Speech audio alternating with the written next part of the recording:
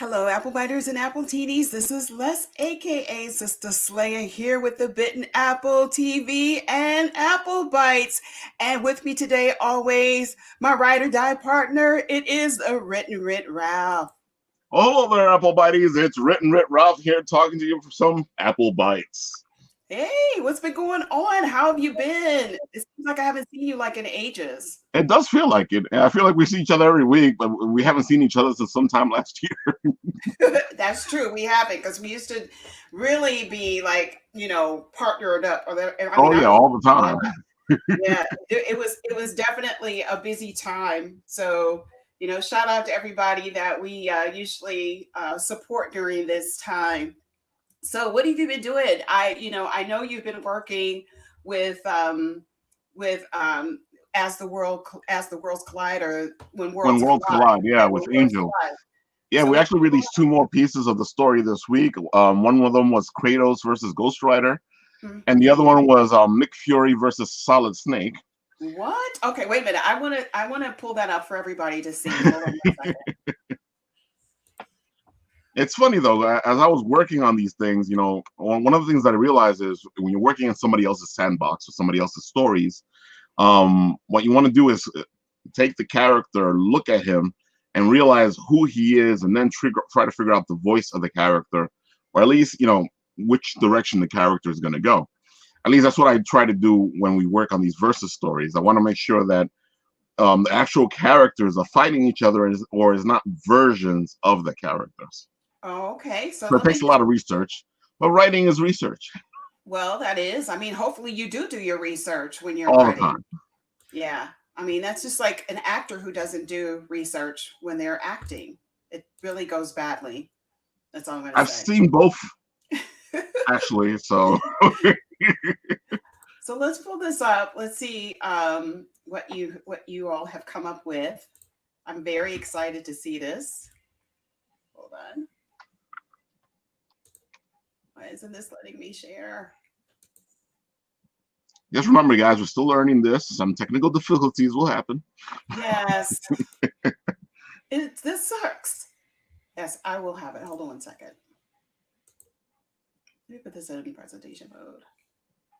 Let's stop sharing it for a minute, and I'm going to go back and share it. But just keep talking. Tell me a little bit more about the project.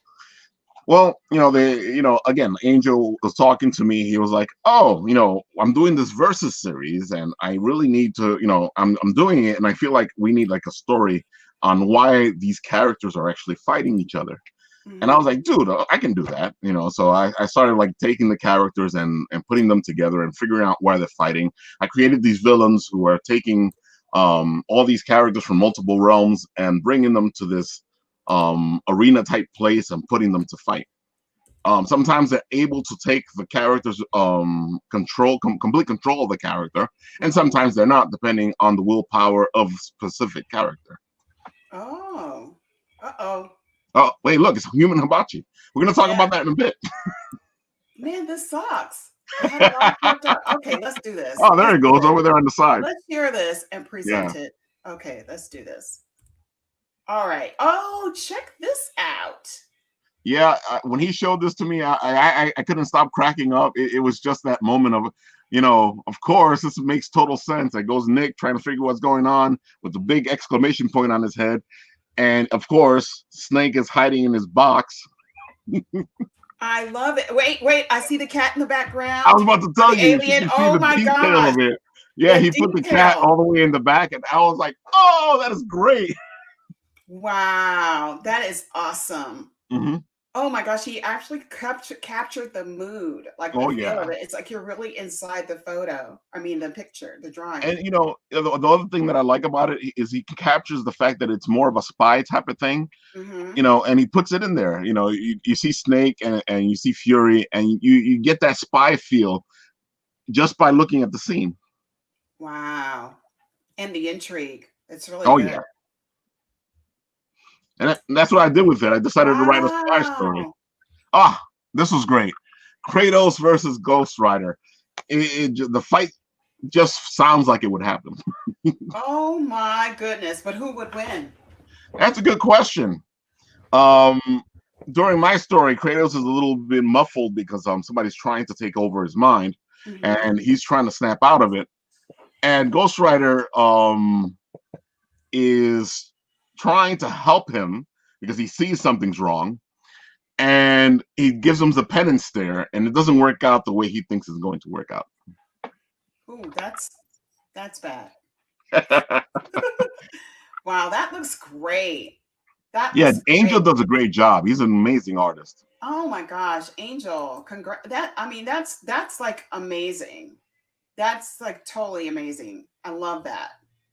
Yeah, look at Wow. that. Angel's there on the side talking to us. Hey, Angel, what's up? Hey Angel, what's up? Great job, Angel. We love that. Shadow Rabbit. Hey, what you doing? So, let me tell you what I've been doing this week. So this week well, first of all, we didn't get to do our episode of the Tingling Tea this weekend. Unfortunately, Hash, who is with Evo Comics, Hash actually he got sick this weekend. Mm. And you know Yeah, he what? was It's telling interesting me. because you don't know how much you depend on somebody. Um, when you depend on somebody as much as you depend on Hash, and Hash is driving that particular content for the Tingling Tea, he ended up being sick.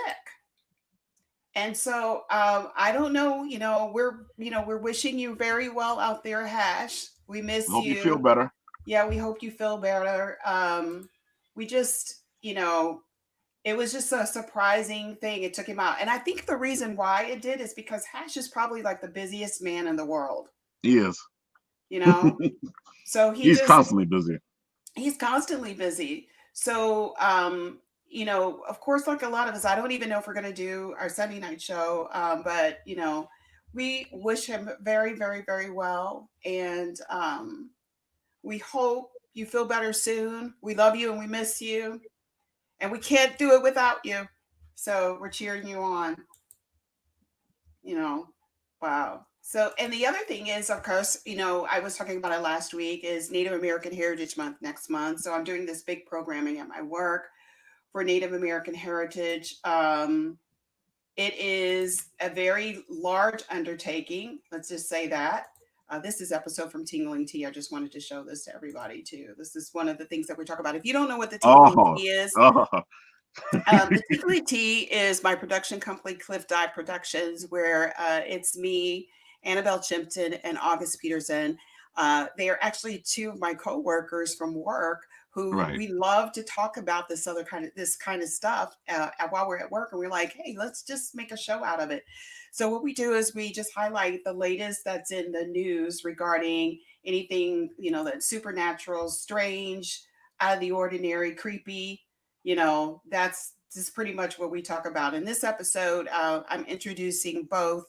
Well, Annabelle knows about this, but August about the Black Eyed Kids, it totally creeped him out. And he's a huge skeptic. So, of course, he just didn't want to go any further with the conversation, but we made him do it. He had to do it. So, but anyway, as I was saying, our next, is Native American Heritage Month next month. And so I'm doing a lot of background content and everything. I'll follow up with that. But it is a large undertaking. I don't know how it ended up that I'm the spearheading it, but I am. So we have some really great content. We're going to be actually showing some documentaries, Native American and Indigenous documentaries throughout the week. And then on a Thursday, we're going to have something called a tribal talk, where we're going to have guests. Okay, we may have lost Leslie for a second there. It happened last week, so I'm hoping it's nothing like major. But as you can see, we are still live, and I'm still talking. Well, we'll talk a little bit more about the When Worlds Collide. I've been working on it for a while, and of course, like I was just telling you guys, when I get these characters, I decide to go and figure out how exactly I'm going to be writing them, how exactly I'm going to go with them. And I've talked a little bit about this on the Written Writ. It's I go in a direction where I do the research. Oh, there we go. I was just Sorry, taking up some that was time while you were really gone for a weird. minute. Yeah, that was really weird. Don't even know how that happened. We're gonna look back on these one day and just crack up when we get a little bit more streamlined with it. Oh, So that's how it works. Is like, when I looked at my early written episodes, I'm like, what the hell was I doing? I'm so surprised that that just happened. That was so weird. Well, you saw what happened last week to me. My computer went. Yeah, I just think everybody is just trying to share content right now. It's just getting like really It's crazy over Saturday, there. busy. Yeah. Huh? But So anyway, you were saying yeah, Native American? exactly. Yeah. So I'm doing this Native American Heritage Month thing, and we have all these panelists coming in from, our first week is we're talking about Native American tropes and archetypes in film, and then the next thing that we're actually going to be talking about the second week is the intersection of Black and Indigenous people, which people don't really know that history. There are a lot of people here who identify as African American in America who have Native American heritage.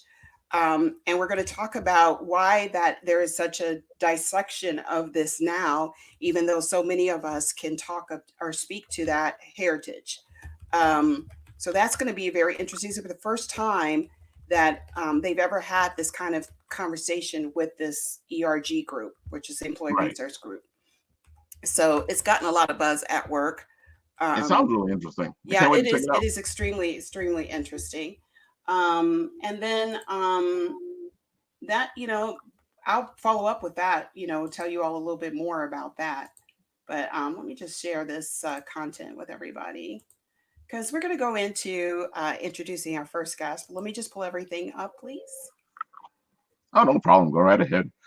I was just taking up some space while you were gone. And I was like, okay, let me explain the writing a little bit. Please do.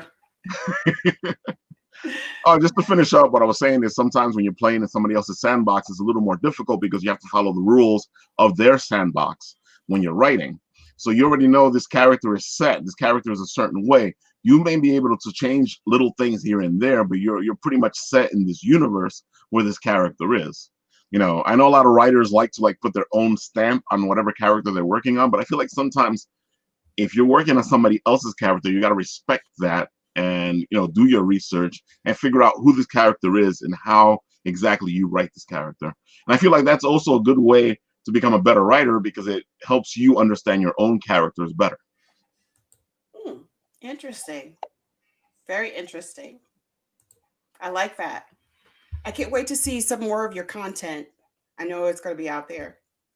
All right, let's introduce our first guest.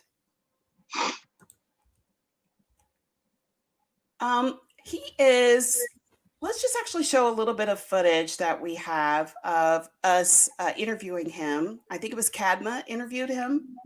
Yeah, I think she did it at the haunted flea market. All right. Can you see that? So far, no. I see James all the way on the bottom on the right, on the left, I should say. You see James there? Okay. Oh, let's do this.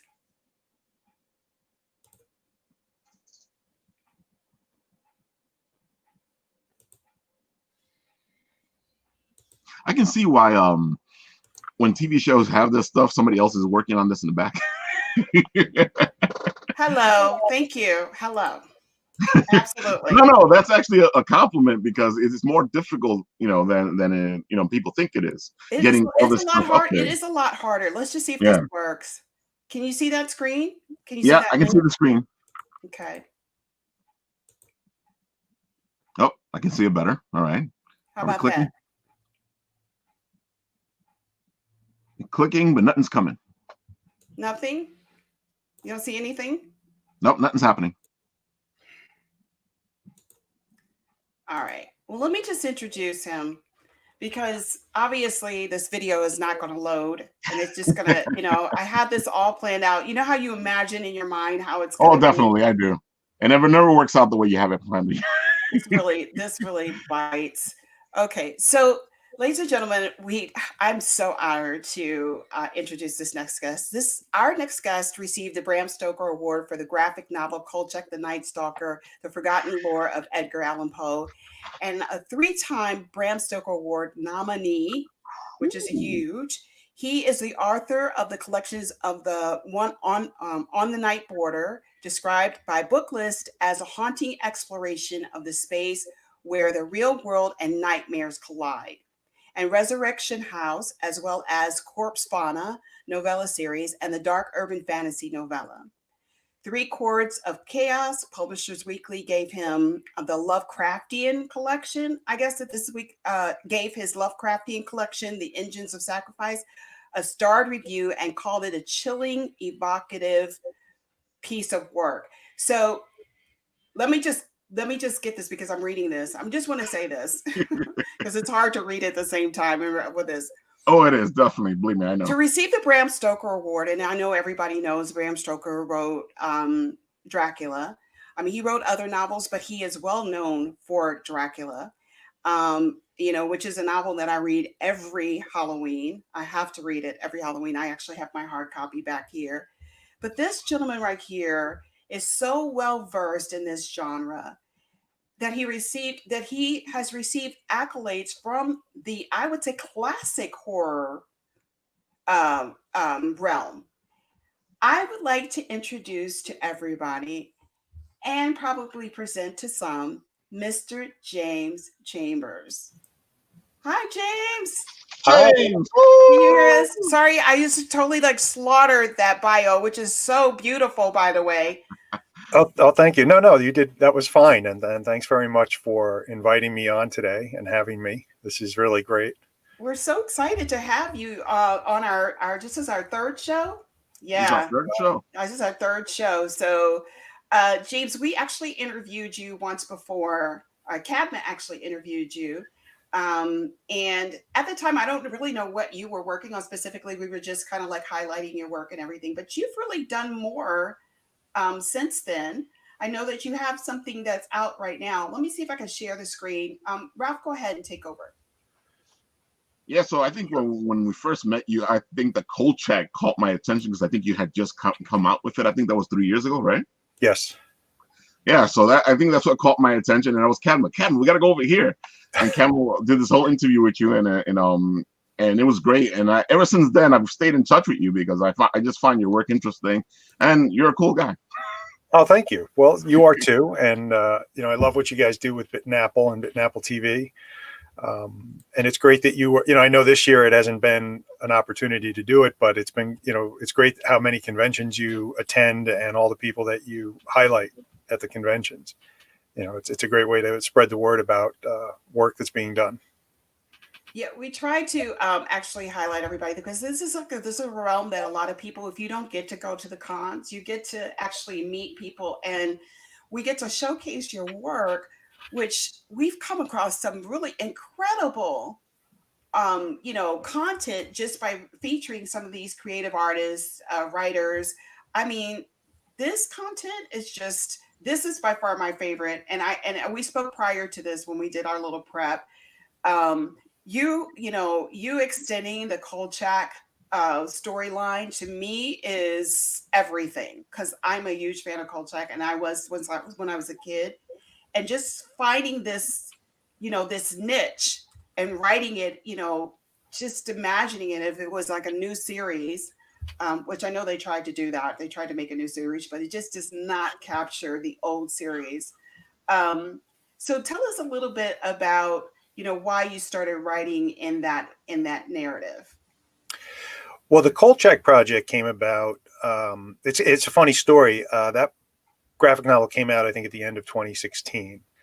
And the first time I actually pitched to write Kolchak was at a Wizard World convention in Chicago in 1997 or 1998. Wow.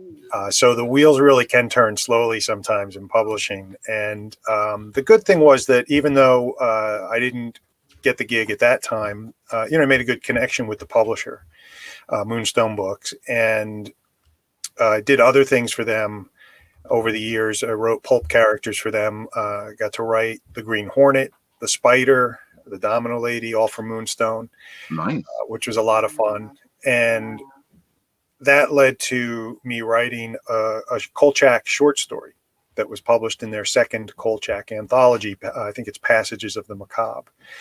And, you know, the quirks of publishing, that anthology actually came out after the graphic novel. So the first Kolchak story I wrote was published after the second set of Kolchak stories I wrote.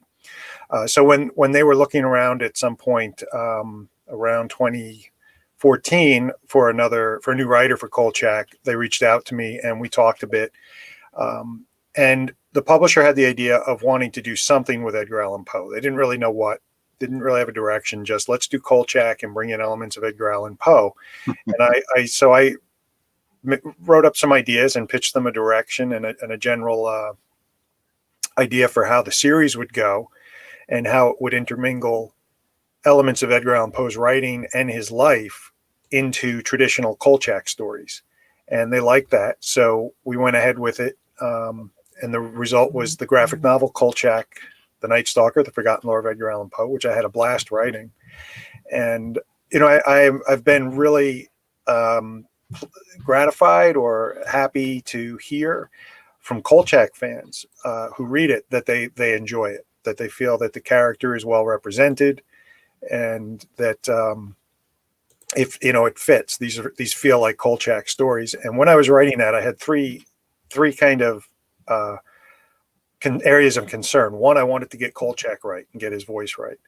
I set the stories all in Baltimore because of Poe's legacy there. And so that was the second thing. I wanted to get Baltimore right. And the third was I wanted to get Poe right. I wanted to really, you know, do right by the stories of Poe and weave elements of his life into the graphic novel.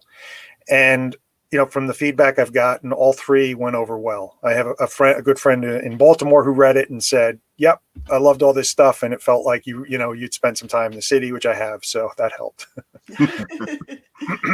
Yeah. So now here's the thing. I know that Darren McGavin actually, you know, created that. I mean, he embodied the image of Kolchak. So basically you had to get in the mind of Darren McGavin playing Kolchak in the series, like all of that. One of the things that I loved about that show is the fact that even though he was an investigative reporter and he investigated the most odd and creepiest things, he actually was afraid.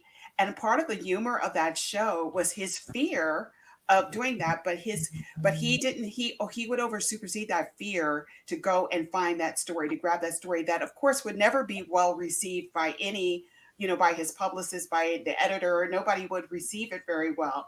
So you had to get into that mindset, you know, of writing that. I think that's really cool.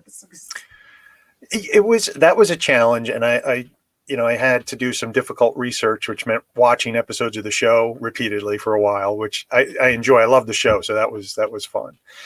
Just to listen to the voice. And I took some of the dialogue from the show, some of Kolchak's dialogue, and transcribed it, just to kind of do that act of what I heard, putting it on paper and feeling what it looks like written or how it's written. As far as him being afraid, I think that's one of the best elements about the character. It really makes him human. It makes him relatable. It makes the stories more suspenseful. And there's a moment, I think it's in the third episode, where he's, I don't want to give too much away because I know, you know, Kolchak keeps finding new fans. So I'm sure there are people out there who have not watched it yet. But in the third episode, he's up against a traditional zombie. Oh my gosh, that's one of my favorite ones. And he knows how to defeat the zombie. It's not easy. It's something nobody would want to do. And you can just feel the tension in that scene as he does it, the fear that he's overcoming his fear to do this. And Darren McGavin gives such a wonderful performance in that moment. I think it's a highlight of the series, although he's great throughout the whole series. And so that's kind of my touchstone for when Kolchak is up against the wall.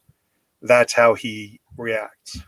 Yeah, that is probably one of the best things. The fact that you said that you like that one, that was one that you based a lot of the content on his fear level. It was such an amazing. I will never forget that scene. And if you all are new fans to the show, that is by far one of the best written, well written episodes of Kolchak the Night Stalker. It just, oh gosh, he couldn't have done it better. I honestly feel like, I think that as an actor, from someone who is an actor, the fact that he embodied all of that in that moment, I don't know how he did it. It would have just creeped me out. I already know that it's just a creepy scenario and stuff, but the makeup and everything of the character that was playing the zombie, just a combination of it was just, it was choice. It really was. Really was. It's very effective. And, when you think about it, that it was for television, not for a movie, they really did their job making it a horror show. Yeah. Yeah, they really did. They really did. We don't have that kind of type of shows programming today, and it's one of the reasons why I think that I go back and do a whole nostalgic touch, doing that Night Gallery, all of those stories that were so well written and still have the creep level today, without the special effects, without the, CGI, just well written content that just gets into you, that seeps underneath your skin and just makes it so horrific, reading it. So what are you working on now? I do have something. Let me just pull something up for you so you can tell us a little bit about what you're working on. Or some of the things. It's funny that you're talking about this whole like playing. We were just talking about the fact when you're playing in somebody else's sandbox, writing the characters. You want to get it right because you have all these people who know these characters already, and if you don't do your research, somebody's going to be like, "That is not the character." Yeah, you really have to make sure you know know the characters inside and out and understand them. And if you don't, the fans will call you out on it. Yeah, they'll call you out on it. Yeah. No pressure. Yeah. So tell us a little bit about From Bayou to Abyss. So this is one of the first nonfiction pieces I've written in quite a while. I used to write a lot of nonfiction and had moved away from it to do fiction primarily for many years. And this came up. It's a book of essays exploring the character of the legacy of the influence of John Constantine Hellblazer, who first appeared in Swamp Thing comics and then moved over to his own series that ran for 300 issues. There's been a Constantine movie, a Constantine television show, and I think there's even an animated Constantine series. And he's a fascinating character, sort of a street level con man / magician, who is into the occult and is known for being, not healthy to be around for the long haul. A lot of his friends come to unfortunate ends. And I discovered this character when it first came out, but when the first issue of his series Hellblazer came out. I think it was 1984. I had not yet read the Swamp Thing issues that he appeared in, so I discovered him first in issue 1 of Hellblazer and was hooked, and read that comic every month till I think somewhere close to issue 100, and then I lost track. But I've since gone back and reread the rest of the series, and he's been one of my favorite characters for a long time. And the first year of that series are some of the best horror stories I've ever read. Jamie Delano, who wrote the foreword for this book, was the writer for the original Hellblazer series. He wrote the first 40 issues and some other miniseries and graphic novels and annuals and things. But I look back, sometimes at why did I wind up writing horror? What caught my interest when I was younger? And certainly Clive Barker was there, Stephen King was there. But I'd have to say that the Hellblazer series was really one of the biggest influences on me. And in issue 4 of Hellblazer, there's a story called Waiting for the Man. It's perhaps not the only example, but one of the best examples of a perfect horror story done in comics. And it was actually adapted for the TV series. The short-lived Constantine TV show did a version of Waiting for the Man, and it wasn't bad. They really did follow the plot, but it lacked a lot of the social context and the themes that made the comic so much more fascinating than the TV show. So this came around. I happened to know one of the editors, and he put out a note online that just said, "Oh, if anybody likes Hellblazer, let me know."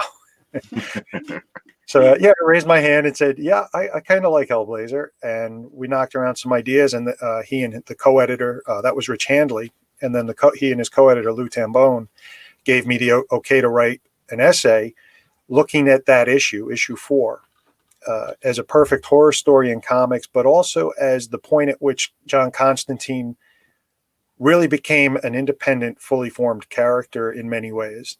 And then contrasting that to issue 40, which is Jamie Delano's final issue on his regular run on the book, where he does one of the craziest things ever. He essentially kills off the main character of the book. And I can't explain that without going into a lot of detail. And it's all in the essay if anyone is interested to read it. You'd never know, or you might miss that he killed off the main character because the series went on for another 260 issues. But there's really a lot of sort of meta fiction ideas and thematic ideas that I just loved from that whole run. So I was really happy to have a chance to comment on it. It's the kind of thing I'd always wanted to write, but never had a place to do it. And so when this came along, it just I couldn't pass it up. Wow. What is it that you love about the character of John Constantine? What is it? It's a lot of things. I think what appeals to me first and foremost is he is in this occult world. He lives in a very dark, grimy, sleazy world of the occult in most of his stories. And as often as not, he uses just tricks and cons and cleverness to solve these problems and resolve the occult things ahead of him as he does magic. So he doesn't rely on magic. That was one of the things on the TV show. Every episode he was doing some magic. Mm-hmm. And I think they probably felt they had to do that for a mainstream audience. But in the comics, he often doesn't resolve to magic. It's a last resort. It's, and he understands it's dangerous. He understands you're playing with forces that you shouldn't. And if he can come up and trick you into doing what he wants, he'd much rather do that. If he can trick the ghost into leaving, if he can trick the demon into biting himself on the tail, basically, he'll do that right before he'll use the occult. And I just love that aspect of the character. He's clever. Yes. So the Engines of Sacrifice, can you tell us a little bit about that? This is a collection of novellas. There are 4 novellas, and it's sort of Lovecraftian inspired. Each one deals a little bit with one of Lovecraft's old ones, Cthulhu or Nyarlathotep and so on, Yog-Sothoth. And this was the second book I published with Dark Regions Press. We had done a collection of short stories called Resurrection House. And the publisher at the time, Joe Morey, was interested in doing another book. And this is what we cooked up because he thought, based on what he'd read of my work, that longer fiction was a better fit for me. And I agree. I love writing short stories, but my short stories are always a little bit on the long side. So we came up with that basic format, and then I wrote 4 novellas. Each one takes place in a different time period. And the first one is 1972, the second one is 1980, the third one is 1984, and then the fourth one is in the far future. And the 1972 story is set against sort of the underground Wiccan and witchcraft movement in New York City in the early or late 60s and early 70s. And it's sort of a detective story. A girl from upstate comes down to New York City, gets involved in all of that and goes missing. And this is the report of the detective who tried to find her. Ooh. So I had a lot of fun with that. I already have the chills for that one. Wow. And they go on from there. Each one is a little bit of a period piece. The 1980s one is about a comic book artist. And so it's there are a lot of references in that to comics at the time and comics publishing at the time. And 1984 is a Cold War story that involves some spies and some historical events like Chernobyl. And I think it was the Great March for Peace. It was an anti-nuclear protest that took place that year. And the final one is sort of a look at the world in the future after the old ones have returned, or at least the people believe they have returned. Uh-oh. That's interesting. Yeah. And I found also on the Night Border, which we did talk about. So tell us a little bit about that. This collects a selection of my horror fiction, short fiction from the past, I think more than a decade. I think the earliest story in there may go back to 2003 or so, or thereabout. And it represents a range of fiction. There's a lot of different types of horror there.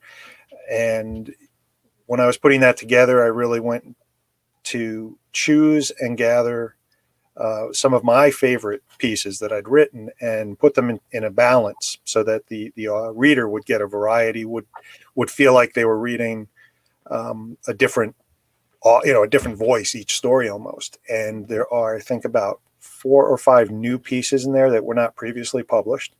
It came out about a year ago, and I think so far I've gotten really great feedback from readers on it. So I think people are enjoying it. And I had a lot of fun putting it together. Raw Dog Screaming Press is the publisher, and they did a wonderful job with it. I love the cover art that they commissioned, and they've done a terrific job promoting it and publishing it. They're an absolute joy to work with. So it was a really great experience, and it was nice to get something out there that was sort of a statement in a way on what I've done in horror fiction in the last 20 years. Wow. I know that, Ralphie, you were talking prior to our broadcast. You were just talking about writing as a whole. I do have a question, though. Writing in this type of genre, writing this type of, content, what is it that you feel that you capture that James Chambers is afraid of, that you can put it into a book and make everybody else feel that same amount of fear? Because Whoa. I think there are all of us, like, actually all of us have different types of a fear set, but what is it that makes you tap into what would scare an audience?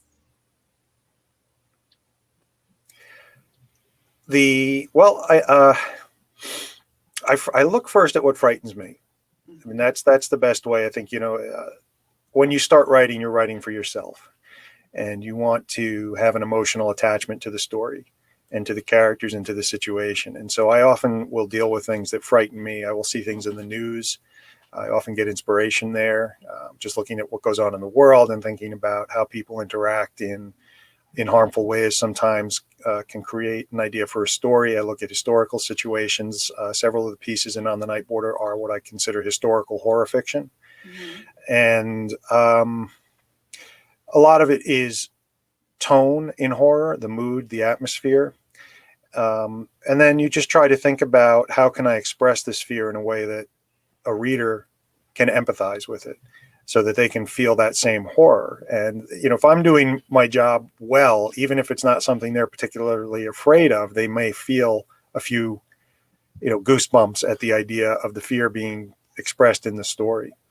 And it was very interesting. There's one particular story that a lot of readers commented on that I didn't necessarily expect to be the one that readers commented on in the collection. And it's a story about childhood fears. It's a group of teenagers. It's called Marco Polo, and it's a group of teenagers playing Truth or Dare one night. And the dare is for one of the boys to go into this burned out, abandoned big box store and retrieve the mask used by a notorious serial killer who had a lair in the basement. Oh, goodness. Wow.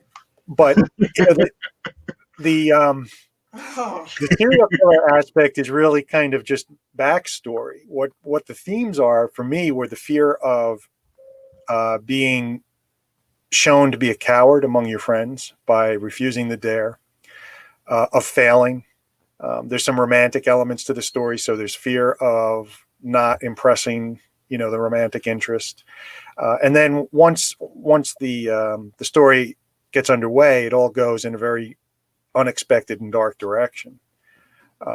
So there's another sort of level of fear. And that's one of the ways that I approach stories, is I try to layer on different levels of fear and different aspects of fear in a single piece.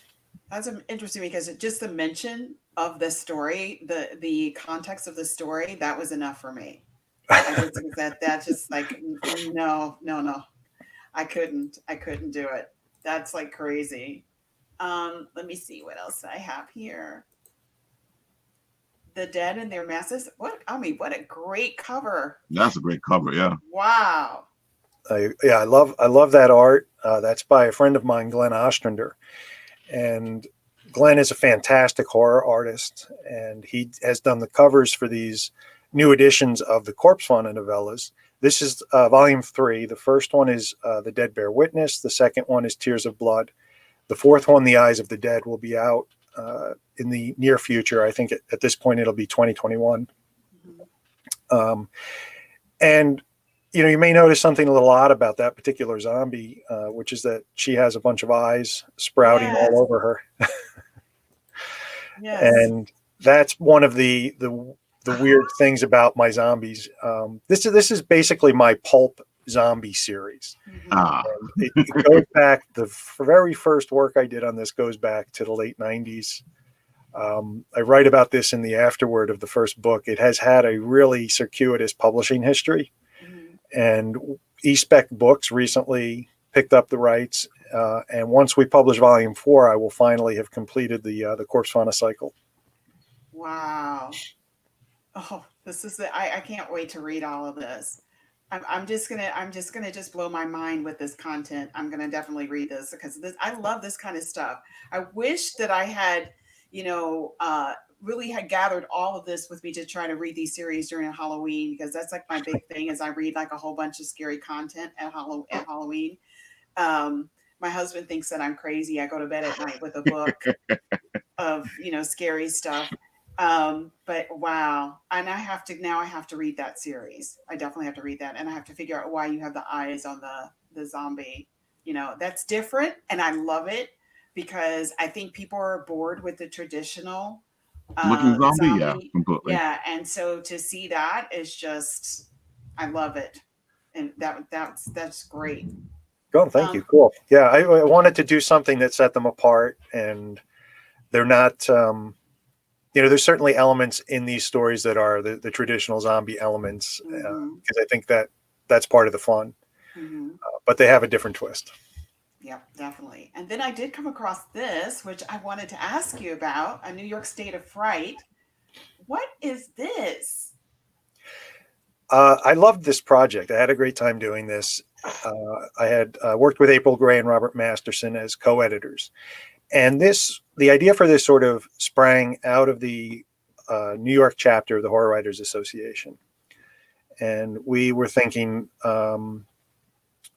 about doing an anthology. And it moved out of the chapter very quickly. It became kind of a bigger project that I undertook with April and Robert. And we found a publisher in Hippocampus Press, a New York-based horror publisher.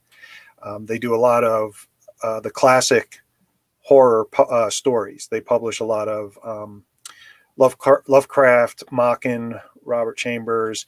They publish a lot of scholarship. They publish a lot of the correspondence among those writers from the pulp era and earlier. And Derek Hussey, who's the publisher there, just liked the idea of this anthology of New York horror stories by New York authors. And it was a fundraiser for a New York nonprofit organization called Girls Write Now, and the Write is spelled W-R-I-T-E. And that's based in the city, based in Manhattan, and it pairs at-risk teen girls interested in writing with professional publishing mentors who help them with their writing and help them with pretty cool making education and career plans and things like that. And we really, just once we had that idea in mind, everything came together. A lot of authors were really excited and supportive of the book. And so we have some fantastic stories in there. We have, it's a mix of reprints in some cases and new stories. We got some very prominent horror authors who were, wonderful about giving us stories to include, such as Jack Ketchum. And a lot of the New York chapter members contributed stories. And it was, I think it was a real success. I mean, in two ways, readers enjoyed it, and it was nominated for a Bram Stoker Award. Wow. And it also raised money for Girls Right Now and the Aeroflex Foundation, which is a New York nonprofit that does grants for educational purposes and other things, made a $5,000 grant to Girls Right Now as part of the project, as part of the backing the anthology. And so we were able to raise quite a lot of money for the group. Wow, that's amazing. So let's ask what are you working on now? And but before you go into that, and I wanted to get all your social media content and everything, what out there right now are you watching, binge watching, that you feel is the pinnacle of horror that you think really captures horror in the best light? Well, most recently I binge watched for horror. I watched a show called Evil that's streaming on I remember Netflix. Evil. Yeah. Yes, yes. And I remember seeing the first episode of that one shortly after it first aired and thinking, oh, this is pretty good. I've got to get back to this, and never getting back to it. Since then, it popped up on Netflix, and I'm really glad I watched it because it builds and builds each episode. And by the time you get to the end of the first season, it's going in some really crazy directions. It's very dark, psychologically dark. Thematically, there are issues of faith and lack of faith that are very interesting, and demons and things like that. So Mm. I did see that it's renewed for a second season, so I'm looking forward to that. But I do think that's a great horror show. And have you watched Lovecraft Country? I haven't watched it yet. It's next on my list. I did read the novel when that came out, so I'm really excited to see what they did with the book. Yeah. Ralph, have you been watching it? I haven't had a chance to check it out yet either. Oh, okay. I'm curious because James, we're gonna have you come back and we're gonna have to discuss all things Lovecraft and Sure. Yeah. that show. Definitely. We have to have you back on that. And what do you feel is classic horror? What do you feel classic horror? What piece or what show or what movie captures what you think is the best in classic horror? Interesting. That's a tough question because horror has so many sort of eras. And Hmm. yeah, I could easily pick one from each era, but Okay, do it. uh, uh, I think if you're going back to the early, we're talking films, right? We can Or do films. We can do films because there okay, is so much. So let's start like from 50s to 2000. okay. I going back into the early days. Well, I would go a little bit earlier if that's okay, back to the 30s, and That's okay. Go to the 30s. That's good too. you've got all the classic Universal horror movies. And of course, things like The Wolf Man, I think, is a great classic horror film. There's one from that era that really stands out for me called The Black Cat Oh yeah, that's a Yeah. good one. That's with really a good one. Boris Karloff and Bela Lugosi. Yes, Yeah, that's really a good one. I love that one. I think that's a good classic horror. Jumping forward, let's see. I think, of course, I look at the original film version of the Invasion of the Body Snatchers as Mhm, horror, and I think that's a great Makes classic horror. sense. Yeah. Um, when we get into later years, of course, I think the Dead movies, George Romero's Dead movies, Night of the Living Dead, Day of the Dead, and so on. mhm. Um, Although from the 80s, I'd have to say Return of the Living Dead, which is not one of those movies officially. Yes, I know, but very good. People love that movie. I love that no because it actually brings horror and comedy into play, and it's just the right kind of camp to make people laugh, about it and everything. And it's just so there. I mean, it has such tragic characters because you just know they're not going to survive. But it's so good. It's really good. Yeah, that movie has such a unique energy to it as a horror movie, and I can watch that over and over and not get bored. So I think that's a good one. Yeah. Um, oh, gee, going forward, trying to think what are some of the best horror movies I've seen from the From the the 80s. 90s. That one is That is 80s. I mean, That's 90s. his lady, yeah. from the 90s. Now I'm getting to the point where it all starts to blur together time period wise. Hmm. So I'm like, was that from the 90s or was that from the 2000s? Or No, um, the Living Dead movie that we were just talking about, that was the 80s, I believe. It was late 80s. yes, Oh. yeah, I think that was Mhm. 80s, right? Okay. Hmm. Um, Thinking from the 90s, I think The Sixth Sense was from the 90s. Yes. And I think That that was very good. Yeah, it was. Yeah, It was a good understated horror type of thing. And right. definitely a huge twist. Hmm. A huge twist in that one. It was very good. Creepy wise. And let's see what else has really struck me. Um, Yeah, it's really hard to do it for me by time period on the fly because I'm realizing that these movies just kind of exist in a Yeah. They start space of melding with each other. Yeah. I mean, After the honestly, I 80s, they have to tend. say, Yeah. the thing about it is that I think that after a while, it stopped being good horror. I think that people were reinventing the wheel and trying to reinvent old horror, which definitely should stay as old horror because it still has the same. If you want to update it, don't try to deviate from the original storyline. And I know there's been a lot of remakes of some movies, but they just didn't grasp, the feel of it. So, in my opinion, I don't think anything really. I thought, okay, so I did think that um, um,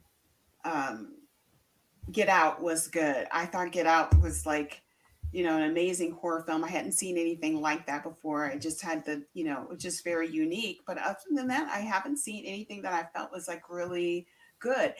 And I'm talking about from a blockbuster perspective. A lot of the content that I have seen that's good has been independent films, that really hit the mark when it comes to horror. But not most people don't know about those particular things. The new kind of stuff out there is really, you know, I'm looking for that old feel horror, but they capture the same thing.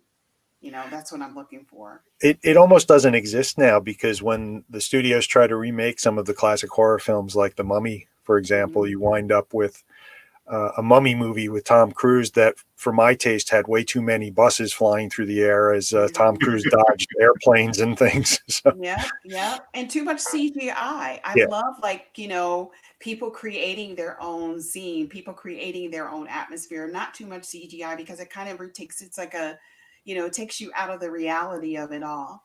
I like it when things were prosthetic and, you had all of the, you know, unanimated gore there. So definitely. Oh, good. All right. So we definitely have to have you back on here because we need Oh, to further definitely. this conversation because I'm a yeah. huge horror fan. And I know that we are, focusing on some of the stuff that you're doing right now. So, but we have to come back and just talk to you as far as an authority on horror about certain things so we can discuss like certain movies and books and stuff like that. But what are you working on right now? And where can we find you social media wise? I'm working now on putting the final touches on a new short story collection of my fantasy and science fiction stories that should be out next year from Raw Dog Screaming Press.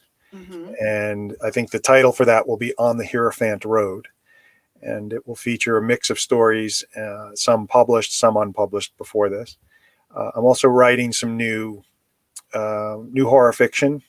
I also recently completed work on a new Kolchak story that I'm pretty Oh. sure I can say that, but I don't know if I can say Don't too tell us much what it's more yet. about. Yeah, you can't disclose what it's about. Not yet, but it won't be a graphic novel project. This will be a novella. Ooh, Oh, Yeah, wow. nice. Very nice. Very nice. yeah, And and and other and when projects. should Oh, I'm sorry. Go ahead. no, I was gonna say when should we expect to see that? Soonish. I don't have an Okay. exact pub date, but everything's in. I know the cover's in the works, and the publisher's eager to get it out. So it's possible it will be later this year. Hmm. But given the kinds of delays and difficulties that COVID has created, it might not be till next year. Oh, wow. Yeah. All right. Something to look Well, forward to. can't wait. Yeah. Yeah, something definitely to look forward to. And what is your social media? What do you do? Where can we find you on like Instagram or Facebook? And I see we have your webpage right here. Yes. And that, if I have links to my social media on the website. If you go there, you should see them. But I'm also on Instagram and Twitter as Mothman1313. All right. Thank you, James, so much for having me. Any last words from you, Ralph, as a writer? There is so much to talk about that we're just gonna have to have him back on because I still have like a ton of questions. Seriously, I could sit in this moment for a long time and talk about horror and Oh what I yeah. think about horror and just all of that. I think what I want to do is actually I want to read one of your books and actually talk to you about the book specifically. I was going to come back and do that. That would be great. I love talking about horror, and I especially love talking about my books. So So you'll be happy to come back. There you go. Oh, Yeah. well, I'm all for this. I'm all for it. Well, Thank you, it's James. always fun talking to such horror fans. Oh, we're huge Yeah. horror fans, and I'm telling you, we could do a whole show on horror. We could do that because that look, I live, breathe, and eat horror. So She does. yeah, She even has her own tingling show. yeah, I have a show. Yeah, that airs on Friday nights at 8 o'clock called The Tingling Tea, where we talk about scary content. So definitely, have to have you either come on that show and have a discussion, You can do which that too. I think would be, hey, I think that's an idea. We'll There you talk. go. Very good. I'll be reaching out. All right, James, thank you so much. We Thank really you. appreciate having you, and we look forward to reading more from you and all the new stuff that you're going to have coming out. Everybody, please go onto his website, like and subscribe, everything that he does as far as on his Instagram and stuff like that. He needs new fans. Well, don't we always new appreciation, new love. So definitely go and follow him. We can't wait to see what else he comes out with. Thank you so much. It's been a pleasure being on. Thank you, James. You too. Take care. All right. That was great. Oh, can't that's wait always to talk to fun. him I like later. talking Yeah. to James all the time. So Yeah, I mean, he's like really that. I didn't get to go into detail like that, but I definitely can't wait to finish having a conversation with him regarding well, if that you get kind them of on the stuff. tingling, you can actually get more death horror stuff. So Oh no, I'm going to make August and Annabelle. We're going to all get one of his books and we're going to read it and then we're going to discuss it. bingo. Or maybe we could just talk about episodes of Kolchak or whatever, just That too. just do a show because Mhm. we are having guests on the show once a month, so I can't wait. So let's move on. Next, we have our next guests this is going to be so good. I can't wait to do this. We were talking about horror, and I have to say that when we met this crew, I guess it was at the New Jersey Horror Con about, Yes, it it's was. been almost been a year ago. Is it a year, Yeah. 2 years ago? It's been actually a year. It's been a year, yeah, that we met this crew. I have to tell you that I had to stop at their table because their table was so full of gore. And like I said, I love this kind of stuff when people just come up with things that just I've never seen before. This is one of the reasons why I went to their table. This group, let me see if I can let's look and see if I could find a little trailer of this film. Just give me a second. Yeah, I remember when we were walking around, that table just pulled you towards it. You were like, What? "What's this?" That table was so amazing. Let's see what we can find here. Hold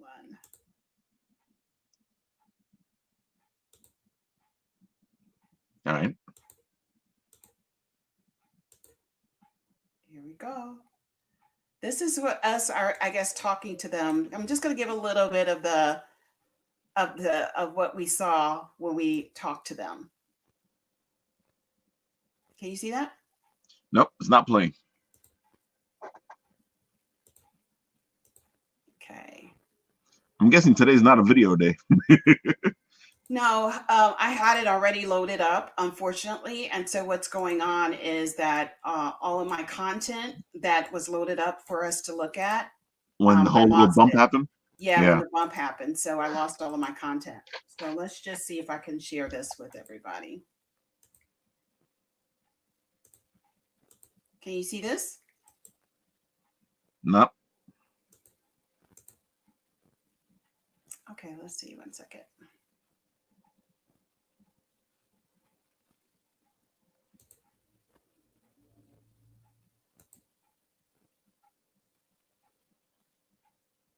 I have to admit, for convention, that table they had was just like really out there. Yeah, it was. It was really great. Okay, let's watch this. Oh, here we go. Great. I'm glad you can see that. Let's move it forward a little bit. Ah, there we go. There's Cadma. We say hello to her. We miss her.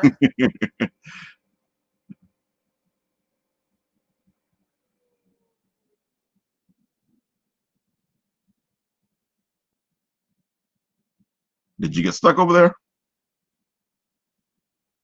Did we lose you? Are we live? Stuff is happening.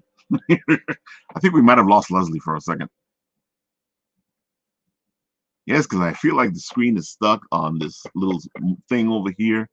And I guess we can say, well, Cadma, we miss you right now. And we hope that you are doing well with your busyness.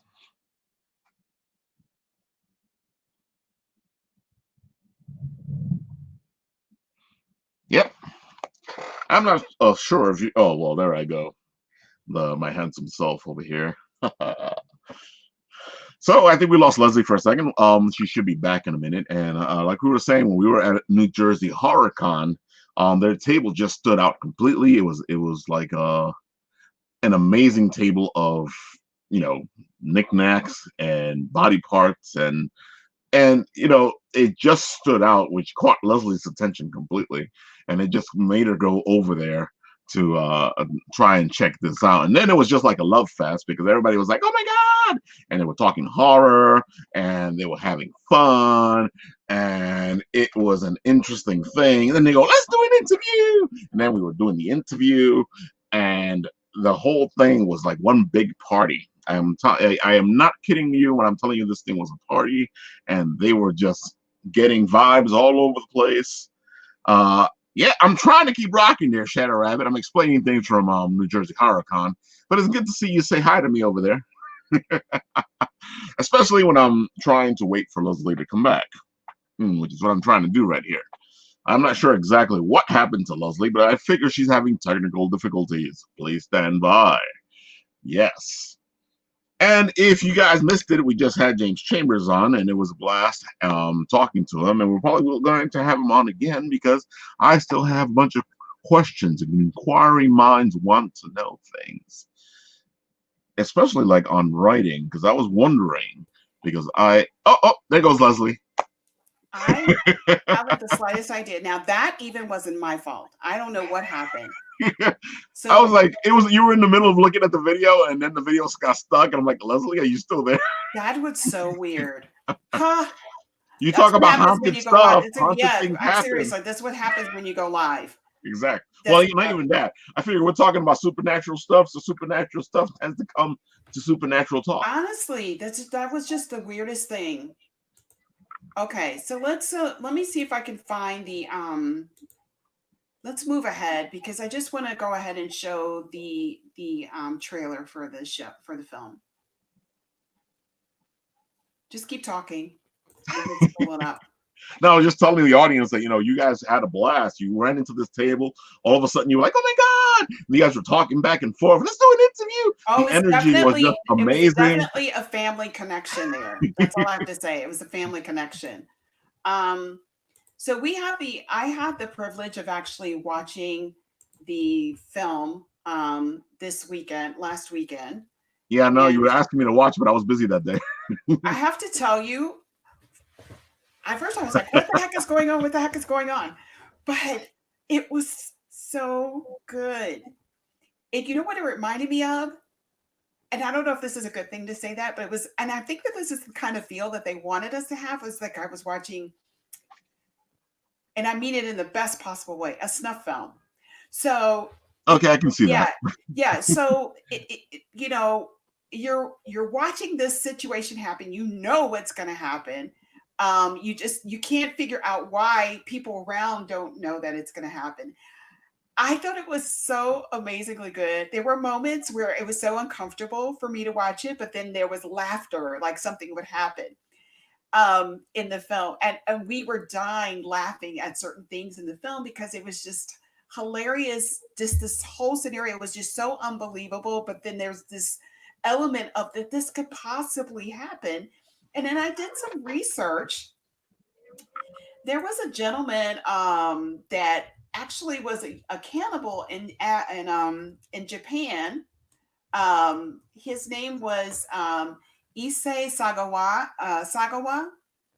He actually put in an ad in a newspaper for a woman. He specifically told this woman that he wanted to eat her flesh. that he told her that, and she showed up at his house anyway. Wow. And he ended up killing her and eating her flesh. That's I can't a true believe story. That is an absolutely true absolute story. He is a murderer and a cannibal and what you call a necrophile. I mean, he's all kinds of the craziness. Yeah. So the lady's name was, I don't remember what her name was. But he took portions of her body, he ate portions of her body, and then of course, what a necrophile does. I mean, he had, a relationship with the body afterwards. Wow. I mean, it's just like, you can't make this kind of stuff up. But that's what but the thing is that after that, he has been released back into population now. People really felt sorry for him because he just could not, he just couldn't help himself. He liked human flesh. So this is kind of like that story. It is see how uncomfortable it is for me to even talk to you about exactly. This? Yeah. That's what this story is about. So let's see if I can find the official. Let's look at the official trailer for this. I'm so excited. I've been waiting for these guys to come on here. You just have no idea. Oh, I know. Okay, let's see. Oh, Lord, I hope this works. I'll be so disappointed if it doesn't. Here we go. Do you see my screen? Something's happening. You see my screen? Yep. Okay. Even about you. All right. Oh, that was us. That was the interview. Yeah. That was our interview, but we'll go back to that. Okay, let's just see. Hold on 1 second. I'm really excited. I can tell. I can hear you over there. Woo! All right, let's go. Here we go. Yep, there goes the link. Are we playing? Are we not playing? I don't think we're playing. You don't see it? No, all I see is the link. Okay, let me try this. Because we have to see this. We can't just not watch it. Let me just put this back on the screen. Okay, let me see if I can grab this link, pull it up. I'm so disappointed right now.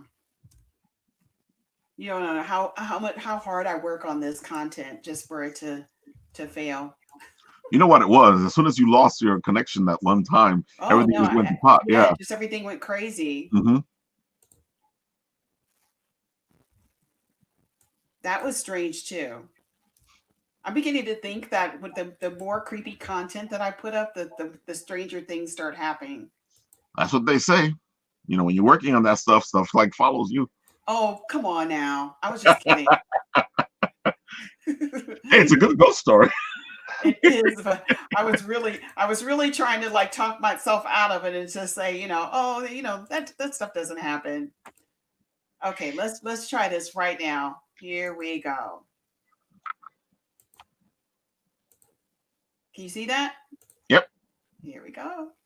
The following footage was recovered from a cell phone. Will we play? Will we not play?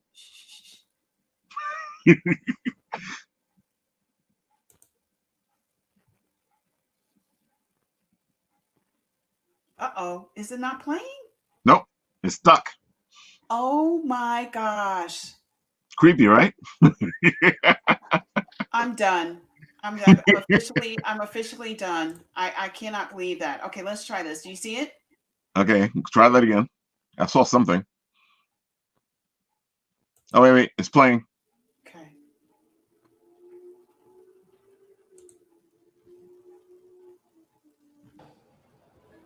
To Katie 35th and to good health. Cheers. Cheers. Hey, you're more than welcome to hang with us tonight. Yes, I would love that. Let's do it. How are you? Doing great, Jen. How are you? Doing good, thank you. We've been waiting for you guys.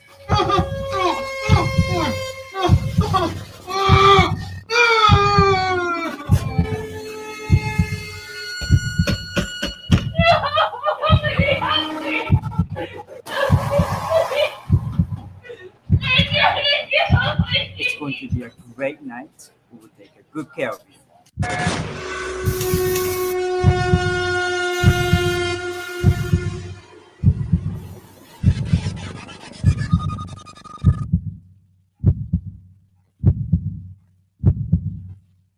I hope you guys brought your appetite. I'm glad that you are filming our birthday like you told me you would. I'll go down and help him. That bitch is in the dumpster.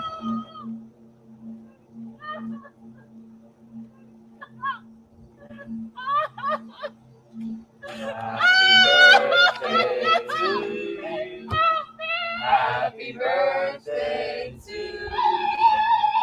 Happy birthday to you. Happy birthday to you.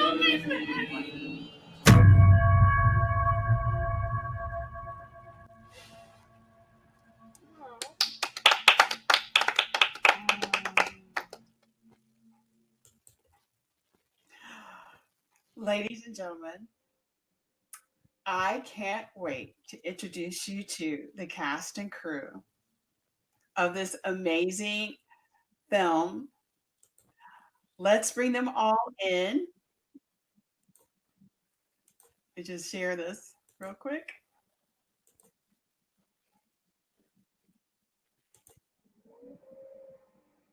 The cast of You and Hibachi and the director, Mario Cerrito III, John Campanile, Wataru Shida, and Jeff Albert. Welcome all of you all to the broadcast. Let me bring everybody in. I'm so excited everybody's here. What's up? What's up? Hey, How you doing? bring everybody in. Who do we have with us today? Because a few people were a little bit, they had little delays. Hold on. Let's see. Well, it's a good thing we're running a little behind. What? I'm telling you. Mario, let's talk about the film while I bring everybody in. All right. Tell us what made you do this film. I mean, this film, what was it that was like the catalyst for this particular content? Because it was so out there, but it reminded me so much of like the 1970s horror slasher films. We absolutely loved it. We were just we were just holding our eyes like this and screaming at the same time. Tell us. All right. So I was at a hibachi restaurant with my wife and my brother-in-law, and we were drinking wine, and we were just like, well, yeah, and the idea came up. We were like, what if they were like crazy and they were just cooking humans up, and I mean, just something off the wall.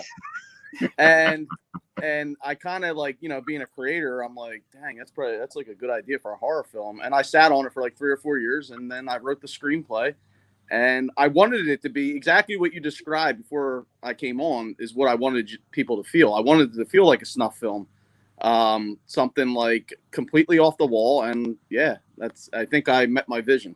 You totally met your vision. Yeah. You totally met your vision. I mean, we were watching it and I was like, I don't know if I should be watching this. I don't know if I should be watching this. Yeah, I want people to feel uncomfortable. And that's kind of what it does. It's like an eerie, uncomfortable feeling. And then it has I brought that line of comedy in to make it seem like it's like even more eerie because these people are just having a great time about something that's completely like macabre. Like what they're doing is completely crazy. So. I mean, you know what I thought about it, and you're true. You're right. I could not. I was thinking to myself, this. Well, first of all, I can't believe that no one has come up with something like this before. Right. I could see like the elements of the 1970s type of those type of films and stuff like that. I definitely could see George Romero all through this. Yeah. But based on just alone what you all did as far as the elements for this particular film, and I'm talking about all of your special effects and stuff like that. It was just unbelievable. Yeah. And you couldn't separate yourself. And of course, I have to tell you, this is really funny. I was hungry while I was watching it. Oh boy. You were told me, yeah. And there's a scene where the chef is cooking up some meat. Yeah. And I was like, oh, that looks so good. It looks so good on the grill. And then I had to take myself back and go, wait a minute. Yeah, right. You're watching human flesh here. Yeah, right. You're watching human flesh here. I had to actually step back a moment. Right. People don't watch this while you're hungry. Exactly. You don't get any ideas. That's funny. Yeah, I have to admit, the trailer, I'm looking at the meat go on the grill. I'm like, that looks good. Yeah, exactly. Right. Hey, if you're a meat eater, you might like this film, man. I mean, it was really, really good. I mean, it just made you think, wow, I can't imagine,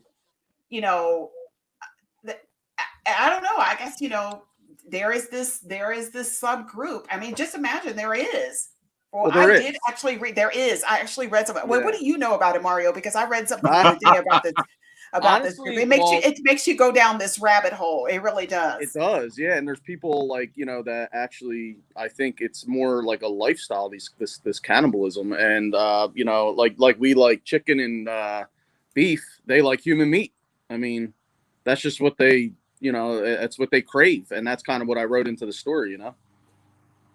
I heard there's some celebrities that like to eat it too and have it all laid out. Like, I'm not going to mention any names, Katie. No, I heard that. But, so I heard that too. I heard that there are some people that like to, it's a thing, it's like, it's almost like, somebody daring you to jump off a cliff to actually eat human flesh. Yeah. Wow. And I'm definitely as far away from that as you can get, to be honest with you. I'm lucky. Yeah. I'm lucky to eat a good burger sometimes. I'm Italian. I like pasta and pizza. Yep, but just make sure there's no meat on it. Definitely. No thin slices of prosciutto or anything. Wow. Right. Wow. I mean, we really did love the film. We really did love it. I didn't get all of the cast name because they're not all coming on because I'm getting ready to bring everybody in. I'm still waiting for a few people to show up, but the one character that we have to take our hat off if I had a hat. Oh yeah. You know exactly the scene I'm talking about. I do, yeah. How he did that for that amount of time. How he did that for that amount of time. Yeah. He will forever be known for this. I have to tell him he's very brave. Yes. And but the jokes were abound between me and the other people that were watching it. We were like, just imagine you're going to go down in history. Right. But here's the thing. If you can go down in history for something, you did something in your life. And I told him that, I was like, listen, man, it's going to become a cult classic. I told him, and he's going to be known for it. So. Yeah. He definitely is going to be. He definitely is going to be known for it. He actually is because it took a lot of stamina to do that and to play dead at the same time. Yeah, and it was like we had to keep feeding them water because it was hot in there. We had to it wasn't like, and that's the other thing is like people don't understand the conditions you're working with. It was in the middle of the summer, and you have to turn off the air conditioning and all for like sound reasons and all. And it was hot. So that guy's a trooper, straight trooper. Wow. Yeah, and he was on his knees. Not only was it hot, but he had to do it he had to do this scene. Ralph, when you finally do get to watch it, you'll know exactly what scene I'm talking about. Yeah, you will. You can't miss it. We rolled the film back a couple of times just so we could see how long he had to do that. Yeah. I mean, literally, he was probably there for about 7 hours on set doing that. What? Yeah. Yeah. That was about 7 hours he was doing that. Yeah. Oh, my goodness. Yeah. Oh, my goodness. Yeah. On his knees, too. Like, he was on his knees on a hard floor. It wasn't easy. Ouch. Oh man. It always amazes me, because people don't understand, like, once you start working behind the scenes, you understand that sometimes a 1 minute scene can be hours and hours of filming. That's right. Right. You're absolutely right about that. I mean, you think about it. So we knew that he probably had been on there like longer than just the amount of time that he was on film. Right. But just to know that he played dead so well. He played dead so well. He did. And in that position. Yeah. It was just really, really good. crazy. And I'm Wow. sure that people were joking too. So how you could stay in character, just the whole scenario going know. on behind him. It came together really well. I mean, because when what's funny is that wasn't in the original script. I did that on the fly. Yeah. Really? Yeah, that wasn't really in the original script with him like on the table like that. And I think I did it on set. And then I was like, listen, I got with him and I was like, do you mind doing this? And he's like, yeah, let's do it. So, I mean, he wasn't even really prepared for it, So. Oh, he wasn't, but he was a trooper. He was a trooper. Yeah. Wow. Yeah. I mean, my hat is definitely off to him. My hat is definitely 100%. off to him. And yeah, definitely by far, 100%. Yeah. And it just, I can just only imagine that. So when you did all of this, I mean, you brought in, obviously, you had a certain amount of budget and stuff like this. So from what I understand and what Stafford and John told me is that you all did it like overnight, that you did it. How many days did it take you to shoot? The whole movie or just that scene with them? Just the whole movie overall. What's funny is we started filming that in the summer of 2018, and I filmed my last scene about 2 months ago. So it's been Wow. Yeah. So Wow. I had the original cut that took about 9 days, and then I wasn't happy with the original cut. So all the stuff that's in there, the twists and all that wasn't that's all been like the last year and a half that I've been filming, a day here, a day there, a day. And I kept building the story. And 2 months ago, I finally finished the last scene. So you're saying that the twist in the storyline was something that you came along as well. Oh, wow. Never there, the original script or the original filming. It was never there. Like I said, the original cut I was unhappy with because it just wasn't what I envisioned. And then I built it out after the fact. I wrote more stuff, and that's how the film became what it is now. That was so innovative. Yeah. That was totally unexpected, that particular and like twist in the storyline. So like what you saw, since you've seen the movie, none of the mom and cop thing, that wasn't in the original script. Anything with like that girl, the girl in the beginning that we see for a brief moment, then it cuts off and then it goes back into the film. Then later on I replay it. Right. That wasn't in the original script. So all that stuff that's building into, the bulk of the storyline wasn't there. Wow. So, yeah. You know what that made me remind me? It definitely put me in the mindset of Texas Chainsaw Massacre. Yes. You're not the only person that said that. You're not the only person that said that. Another person referred to the same thing. Yeah, it immediately put me that the whole family style thing. And it was just so normal for everybody to be, sitting there having that kind of a moment, the family moment, all sitting around. The original Texas Chainsaw Massacre. Yeah, exactly. That's exactly one of my favorite movies.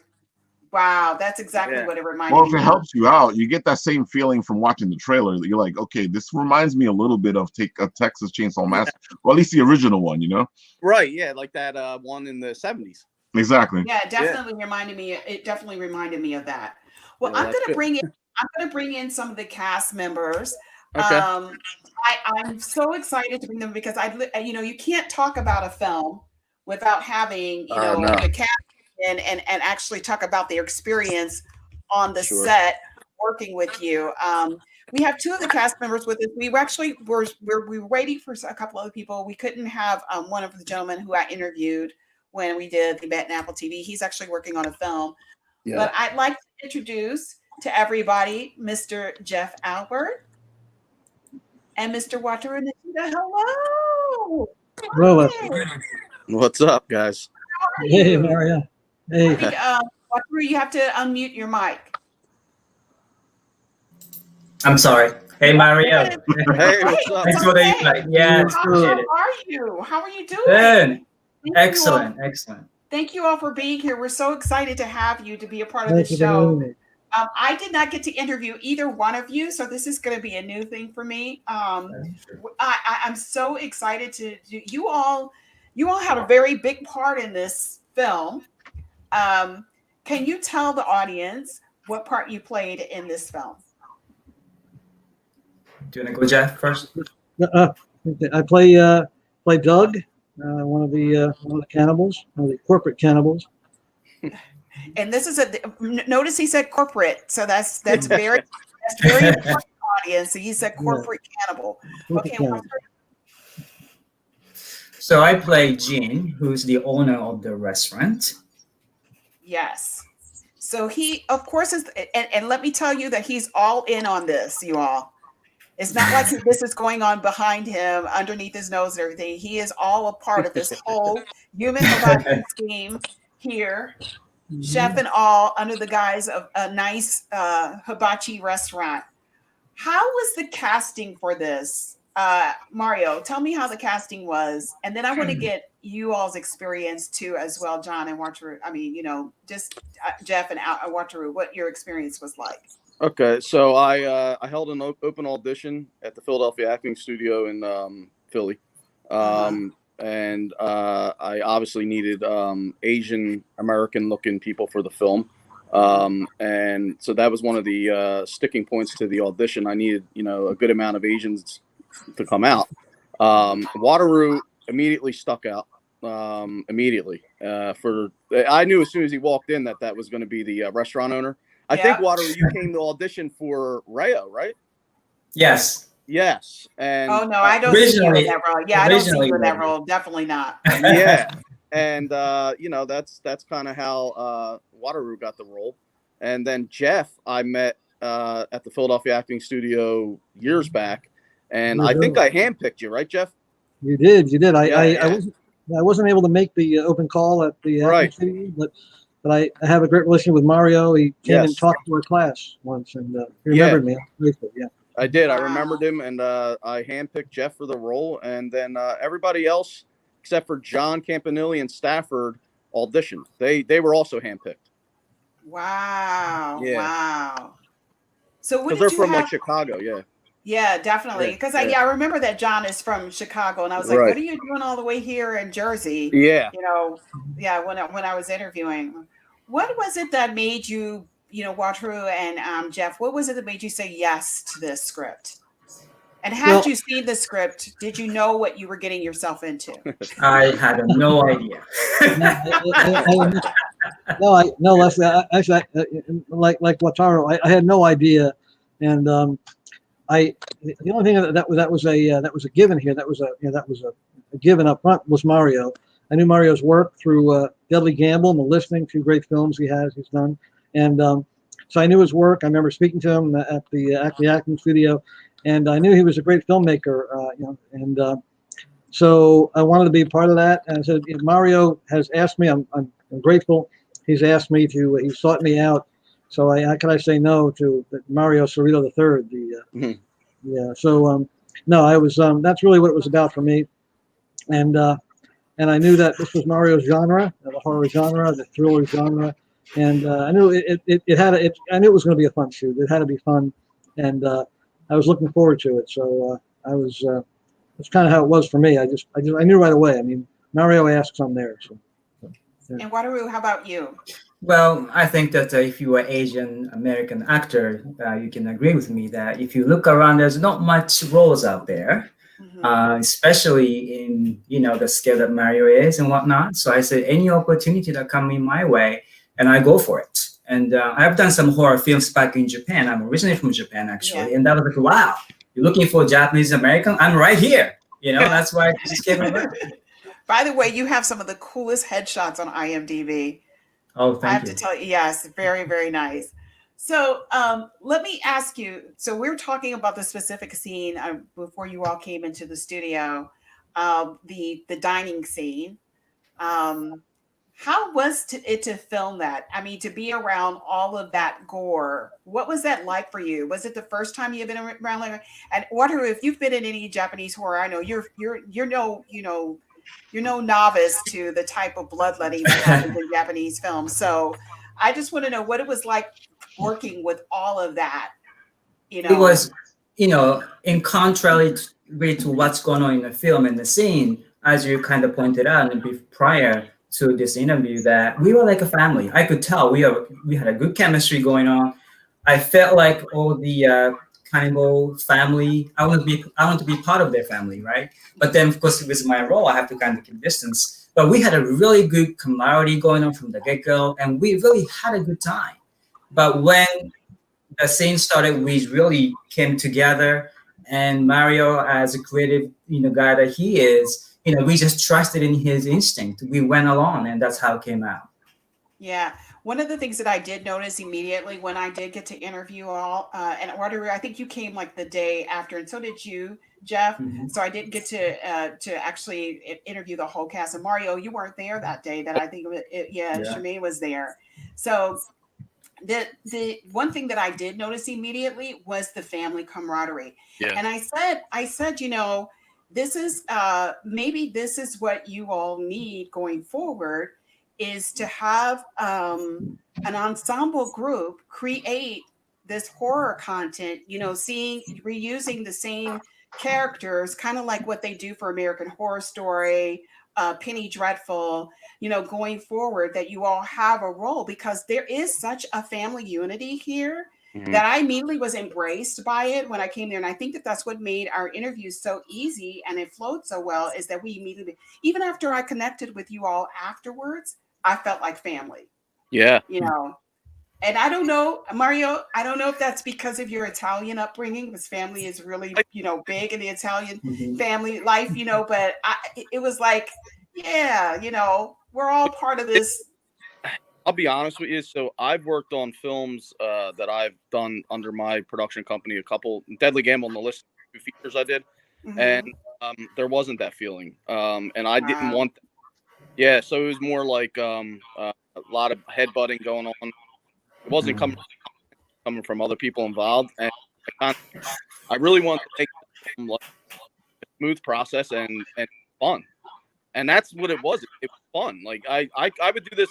I would do 5 human hibachi if I could, because it was a great time. It was like we were just having a great time. I think I think because you have that dynamic, you definitely need to keep that going, because it was successful. Yes. Well, it definitely was. It was on skill, the chemistry.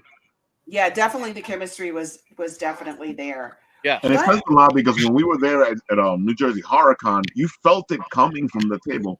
Leslie's attention was caught because everybody seemed to be having fun there. And then at the same time, you had the presentation of the table, and Leslie just like beelined over there. Yeah, I was wondering why everybody was laughing and slapping each other on the back, and there were all these human entrails on the table, and the blood. I was like, well, obviously they're having fun. I mean, it was served up very well on China and everything. So I had to see what it was. I mean, they tried to even goad me into eating a finger, and I almost did, but I mean, it was so, this is one of the things that I loved about this film, is how you created that world, how you did this. Now, I am curious, how did you get that much meat? Oh man, I don't know if I should. I don't know against. So I went to a butcher. I'll be honest with you. You went to the butcher shop and got all that meat. Yeah, and how did you have that on set all the time? Did you get fresh meat like everything was this took a period of time? I got a lot of it. They were looking at me like I was nuts. They were like, "What do you need all this meat for?"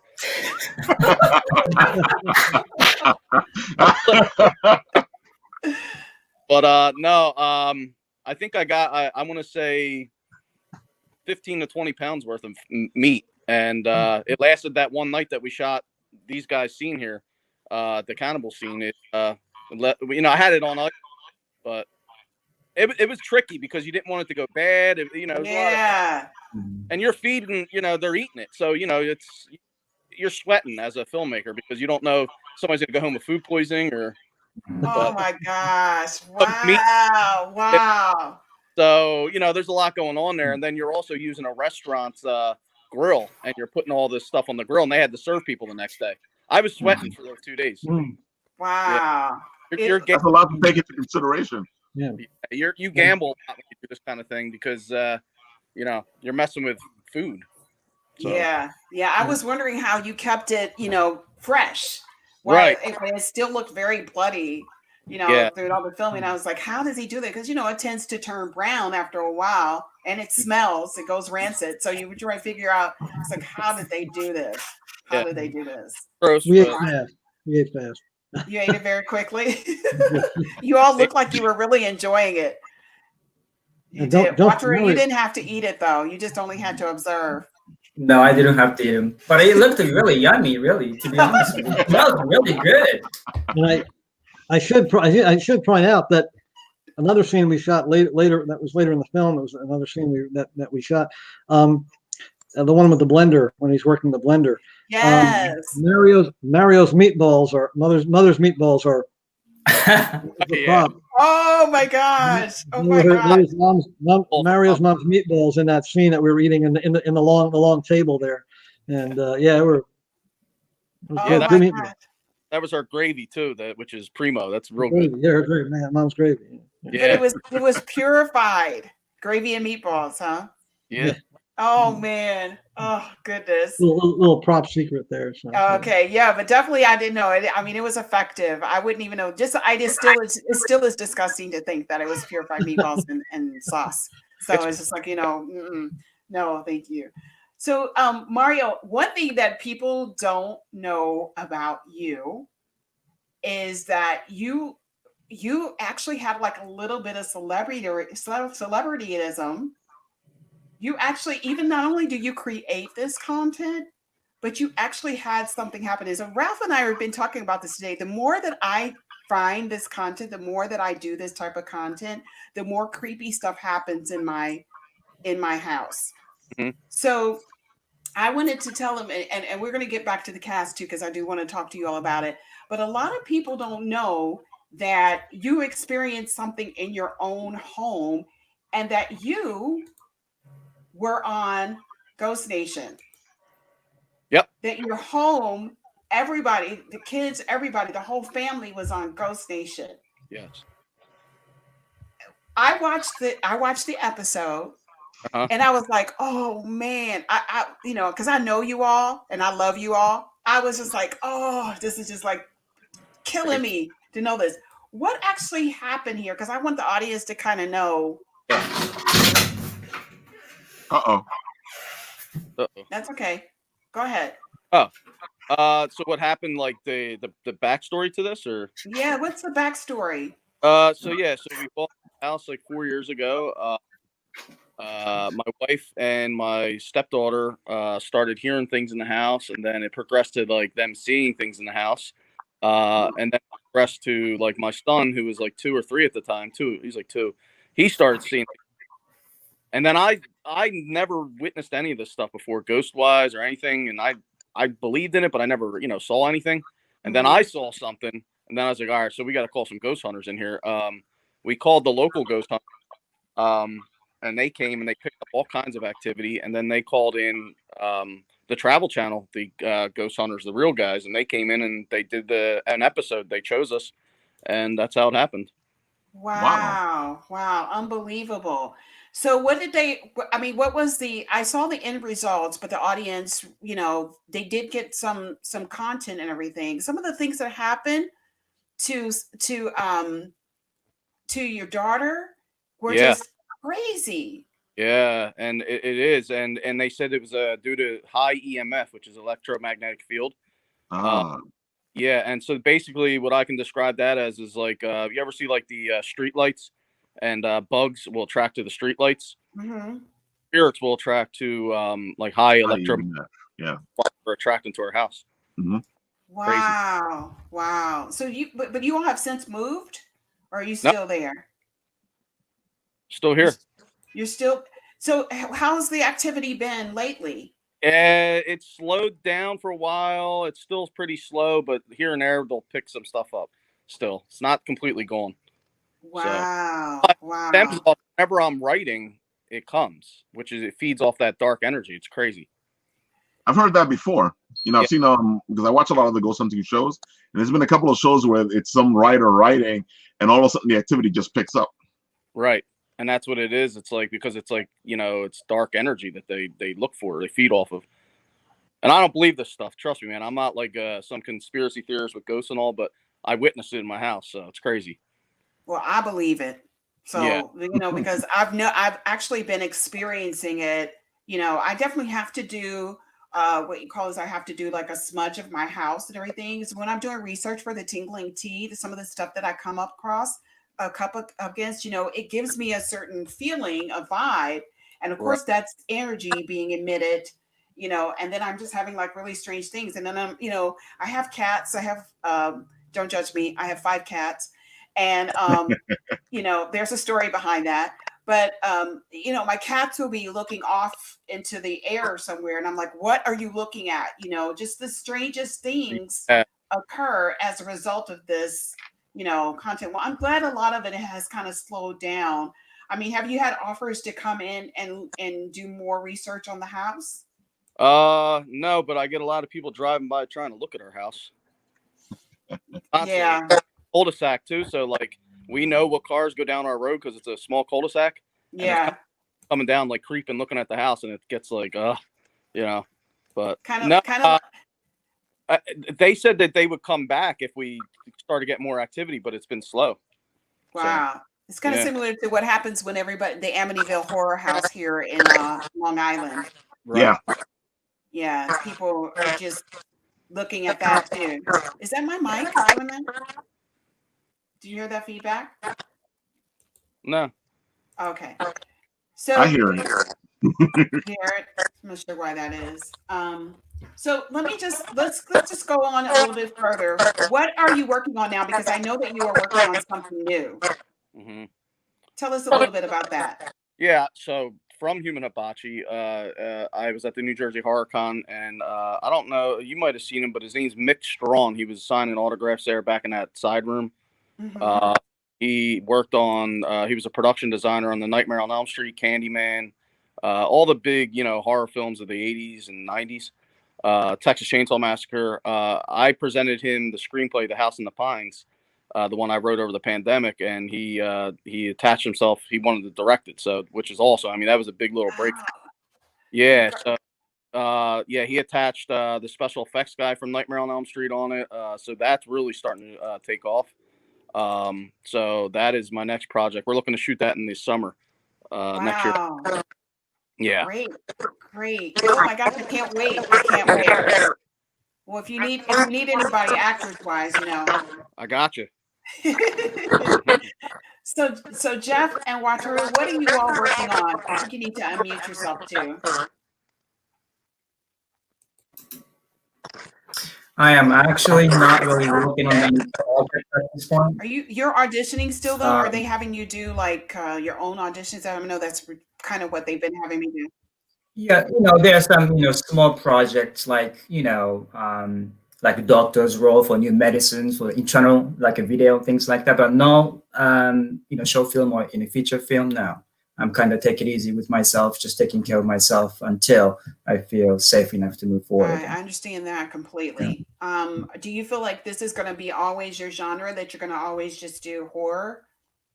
No, I don't limit to myself at all. I've done some more comedy movie or some like a mafia type movie too. And I always, the beauty of acting is I can explore my persona and to act out according to the script, and that's just my passion. So I really appreciate Mario for this opportunity.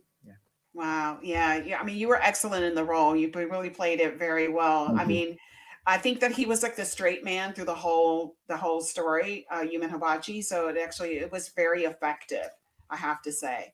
And I'm looking forward to seeing you in other things, because you do have a great look. You can play everything, especially the mafia type and everything. It was, you could definitely do that. And Mario, do you think that you're going to use this as an ensemble cast for anything else in the future? So, I think I talked to Wataru and Jeff about roles in The House in the Pines. And I'm also, I'm thinking about writing Human Hibachi too. So. Oh. Yes, because not to say anything, I don't want to give anything away. It's similar to the fact that, if nobody knows this is going on, it continues, let's say. And you left it open like that. Was that your intention? No. It just kind of opened itself up by how I did it with the ending. It just kind of left itself off to where I could, pick it back up. Wow. Well, I can't wait. I can't wait to see it. I can't wait to see it. So where can everybody find Human Hibachi? Because go ahead.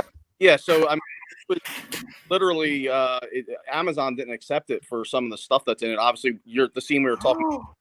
What? Wait. Hold up. Yeah. So did they write back and tell you that it wasn't acceptable, or what? What did they say? They sent me screenshots of what needed to either be taken out or blurred out. Yeah, because I get it. I mean, if a little kid stumbles across that, it's a scene we were talking about with the actor that was there for so long with that. So yeah, they didn't pick it up. So, you can find it at humanhibachi.com. You can stream it right there. Okay. That's good to do that. And I think that that's what you should do, because before it does get to that mainstream Netflix and Amazon Prime and all that other kind of stuff, before it gets blurred out, you have to see it in its full glory. And that's why I did it this route, because I wanted everybody to see it before what they want. Oh my goodness. So I can't wait to see this and House of the Pines. I hope that eventually, we all will be working together. I do have some horror content that we've been working on. Nice. And so, so definitely a collab is, I feel it in the making. And I'm looking forward to seeing all of the cast members back into that. You all, if you do miss this broadcast today, the cast and crew and director of Human Hibachi will be on the Tingling Tea next week, next Friday. They will be our guests there. And so we'll go get to a little bit more in depth in our conversation regarding everything. But I am so very happy that I'm finally getting to meet you somewhat face to face. We lost Jeff, unfortunately. Something happened to his device. So maybe he'll come in right before we go off the air, but it's going to be soon. What's one thing that you want to leave us with as far as a quote? If you were trying to promote this film, what's the one thing that you would say that would get somebody to watch this film? And I'm gonna start with Wataru first, because I want to know what he says. What you tell somebody if you? I should say, expect unexpected. That's all I say. Ooh, really good, really good. And Mario? Man, that's tough. I'm not good at one-liners. It doesn't have to be a one-liner. Yeah, I would just say, if you're looking for something different, if you're looking for something that really hasn't been done before, check us out. That's all. It's really gonna support what we've done, all the hard work, and so if you're looking for something different, something crazy, definitely check us out. And I will say, after watching it, watch it while you're hungry. And then you can sympathize with all the characters. Yeah, bro. Thank you so much for being on the show, you all. I'm looking forward to seeing all you all on Friday on the Tingling Tea. We'd like to say hello to Cadma, who can't be with us, and she's been really busy, and all the cast members that we didn't get to see today. We're looking forward to that. Hello to all of you all's families, by the way, too. It's definitely a family type of scenario here. And I'm really, really excited that people are going to see this film. And this is a breakout film for all of you all. I see more to come, and I just can't wait. I'm really excited about this. I'm glad we gained a fan in you, Leslie. Oh, you did. You definitely did. And not only just because of the film, but because of just who you all are. I have to say that. Definitely. Thank you. You're welcome. Thanks for coming today. Thank you. Bye. Bye-bye. Ralph, so what are you going to be doing this week, so we can be expecting it for next week? Oh, okay. I'm like, what? Oh. Tell us what you're going to be doing. Me and still working on the next couple. Me and Angel's still working on the next couple of rounds for when worlds collide, and I feel like we'll probably get one or two more done this week. I guess we'll see what happens, depending on how the artistic energy goes, because he It's has been to going draw very it, well, by and I the have way. to write it. Yeah, your stuff is that. I mean, just I'm impressed. I'm impressed, and I want a couple of those pieces.